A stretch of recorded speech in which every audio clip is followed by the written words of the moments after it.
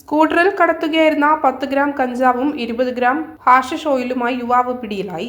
നിയമസഭാ തെരഞ്ഞെടുപ്പ് സ്പെഷ്യൽ ഡ്രൈവിന്റെ ഭാഗമായി കണ്ണൂർ ഡെപ്യൂട്ടി എക്സൈസ് കമ്മീഷണറുടെ നിർദ്ദേശപ്രകാരം തളിപ്പറമ്പ് റേഞ്ച് പാർട്ടി നടത്തിയ രാത്രികാല പെട്രോളിംഗിനിടയിലാണ് സ്കൂട്ടറിൽ കടത്തുകയായിരുന്ന കഞ്ചാവും ഹാഷിഷ് ഓയിലുമായി യുവാവ് പിടിയിലായത്. കാഞ്ഞിരങ്ങാട് തീയന്നൂരിലെ AC നിഷാദ് മോനാണ് പിടിയിലായത്.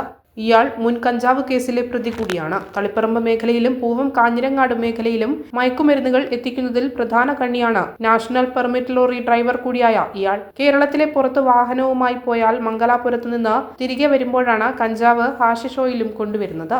പരിശോധനാ സംഘത്തിൽ excise inspector Malappattam Ashraf, excise preventive officer Ibrahim Khaleel, Nikesh, Femin, civil excise officer Vineeth, വനിതാ സിവിൽ എക്സൈസ് ഓഫീസർ സുനിത എന്നിവർ പങ്കെടുത്തു.